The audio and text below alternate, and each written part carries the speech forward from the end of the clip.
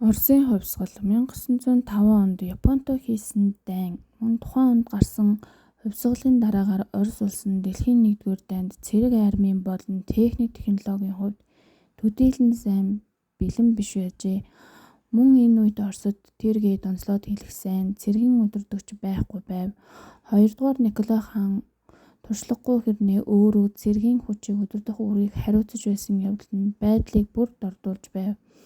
Дээр нь Оросын хүн даж үйлдвэр нь цэрэг армид нь шаардлагатай тооны зэр зэвсгийг үйлдвэрлэн гаргах боломжгүй байсан.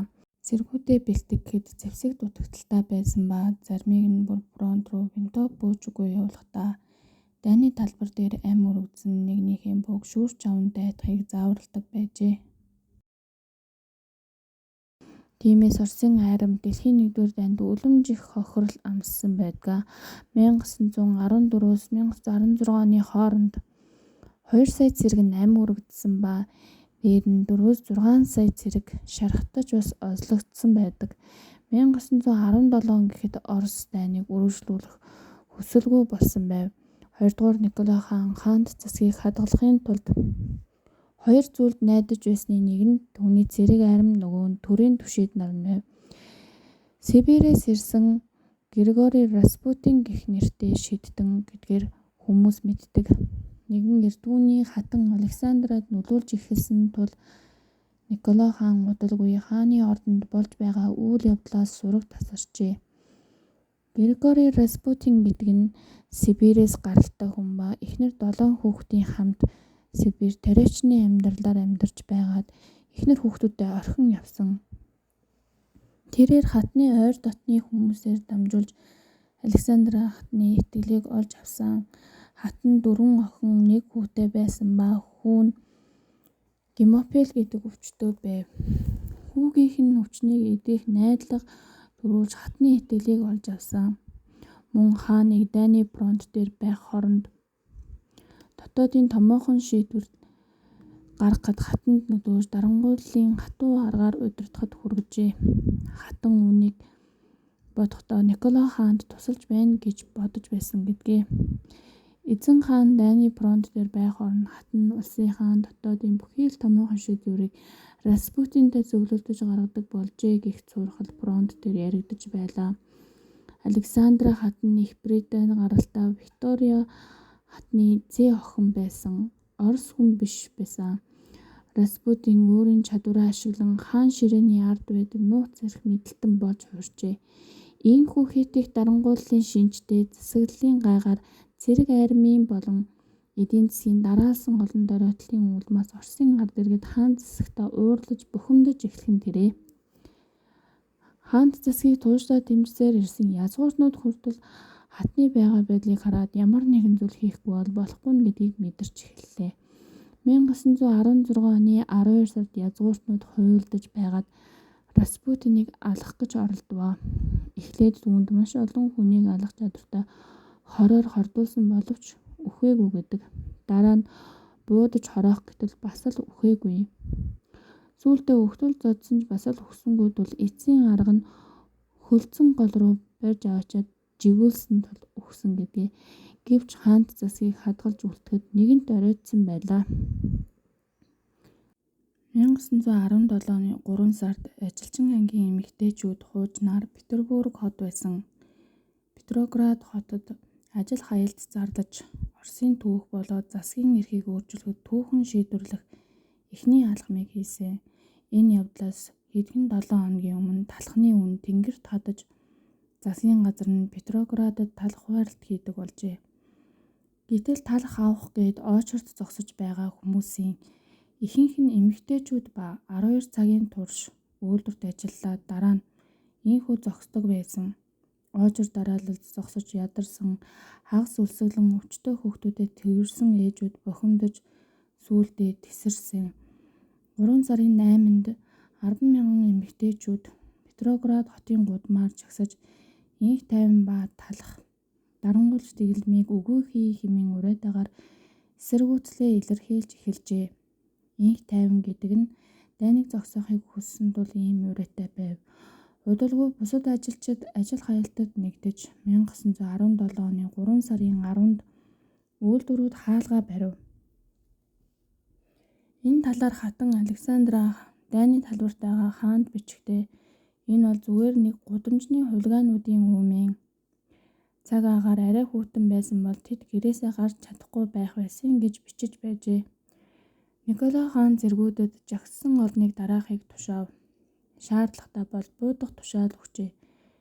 Гэвч олон тооны зэргүүд өөрсдөө жагсагчдтай нэгдэж тэдэн рүү буудахаас татгалзав. Энэ явдлын дараа Оросын хууль тогтоох байгууллага болох Дум хуралдаж 3 сарын 12-нд төр засгийн газар байгуулав.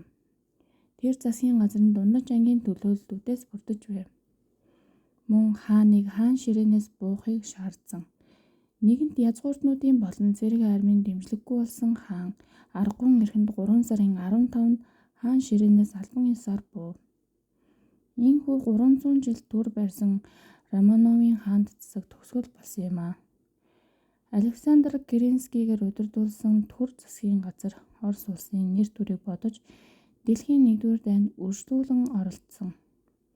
Ингэж дайныг үржлүүлэх шийдвэр гаргасан явдал нь том алдаа болж олон жил өрөөлжилсэн дайнаас болж ядарч туйлдсан ажилчид тариачид дайныг дуусгахыг хүсч байсан ба тэдэнд энэ шийдвэрт таалагдсангүй. Мөн засгийн газарт бас нэгэн сорилт гарч ирсэн зөвлөлтүүд байлаа. Зөвлөлтүүд гэдэг нь ажилчин болон зэргүүдээс бүрдсэн зөвлөл байсан юм. Петроградын зөвлөлтүүд 1917 оны 3 сард байгуулагдсан. Энэ үед цэрэг айрам, үйлдвэр, хөдөө орон нутагт хүртэл зөвлөлтүүдийн тоо нэмэгдсээр байв. Доод давхаргаас гаралтай радикал үзэл бодолтой социалистууд зөвлөлтүүдийг бүрдүүлж ирсэн. Бас большевик нэртэй нэгэн томоохон бүлэг гарч ирсэн.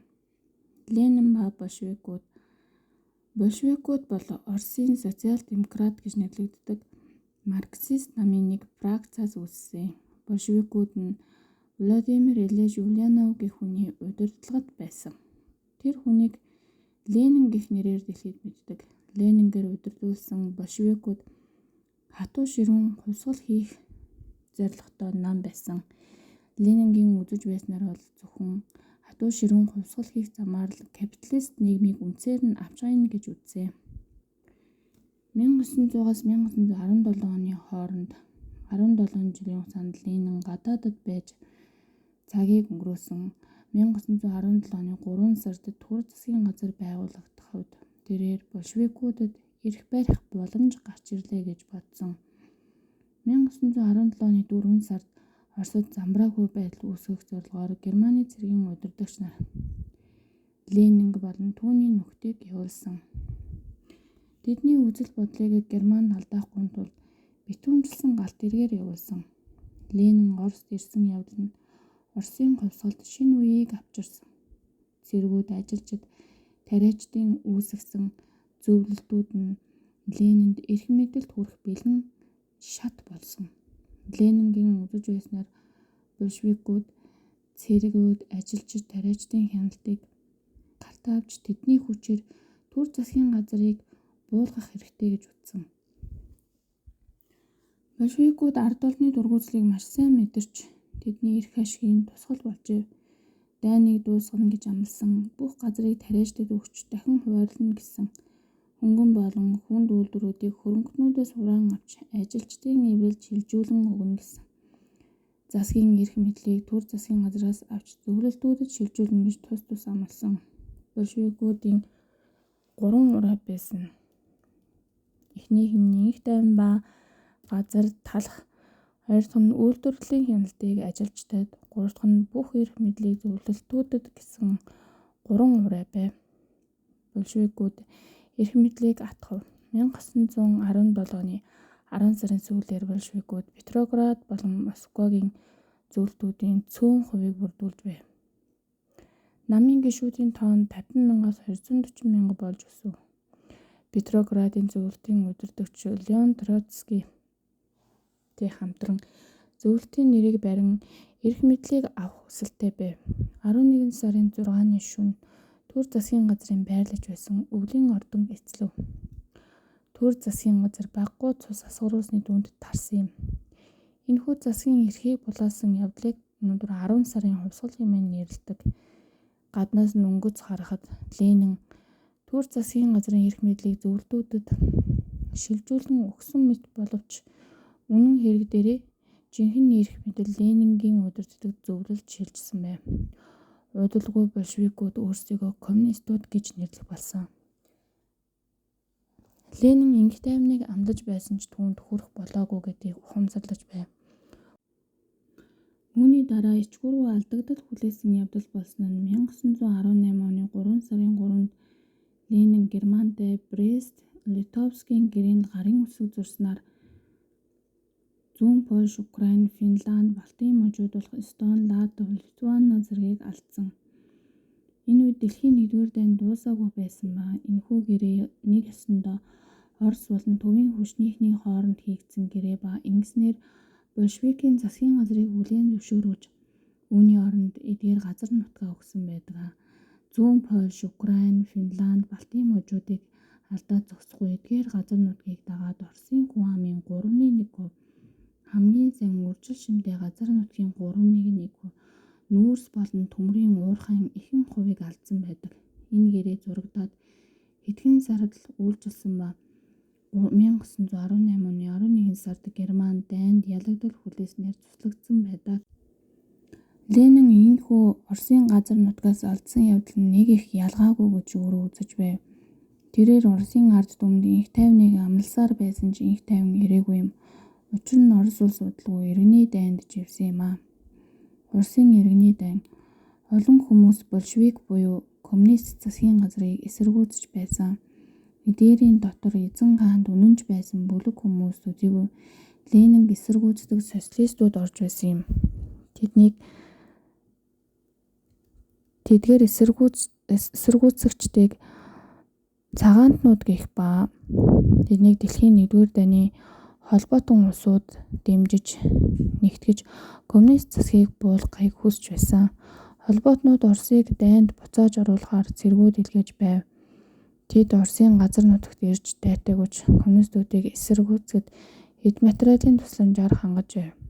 1918-аас 21 оны хооронд коммунист буюу улаан харим олон фронт дээр дайдаж байв. Коммунистуудад эхний том дайралт Сибирээс ирсэн коммунистыг эсэргүүцэгч цагаантнууд тэдэн рүү дайрсан ба Волга мөрөн хүртэл давшсан. 1919 оны дундуур Волга мөрөнд тэднийг зогсоож чадсан. Дараагийн дайралд Украин болон Балтийн мужуудаас ирсэн цагаантнууд улаантнуудыг Москва хүртэл түрсэн. Хариуд нь коммунистууд буцаан тэднийг түрж чадсан. 1920 он гэхэд ихэнх цагаантнууд ялагдал хүлээж Украиныг дахин авсан. Дараагийн жилд буюу 1921 онд коммунист дэглэм Гүрж, Армени, Азербайжаны засгийн газруудад хяналтаа тогтоосон. Иргэний дайны бас нэгэн золиос бол хааны гэр бүл болсон юм. Хаан ширээнээс буусны дараа түүнийг эхнэр хүүхдүүдийн хамт хоригдолд мэт байдгаж байсан ба 1918 оны 4 сард тэднийг Уралд байрлах Уурхайн хот болох Екатеринбург руу шилжүүлсэн.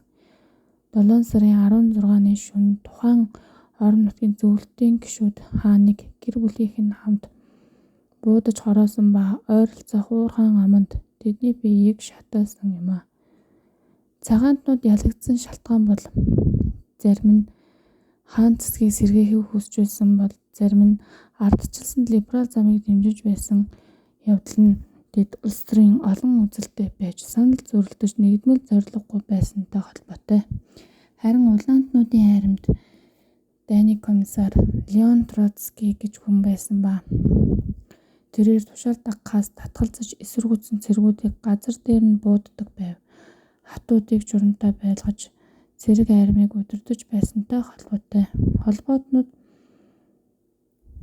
улсууд болох Япон, Британи, Америк, Франц коммунистыг эсэргүүцэгчдийг дэмжихээр 100,000 цэрэг оруулж ирэхэд улаантнууд ард иргэдийн дунд харийнхныг эсэргүүцэх эх оронч үзлийг дэврэгэн ард иргэдийн дэмжлэгийг илүүтэй авсан байдаг. 1921 он гэхэд коммунистууд Оросыг бүхэлд нь хяндаг болсон байлаа.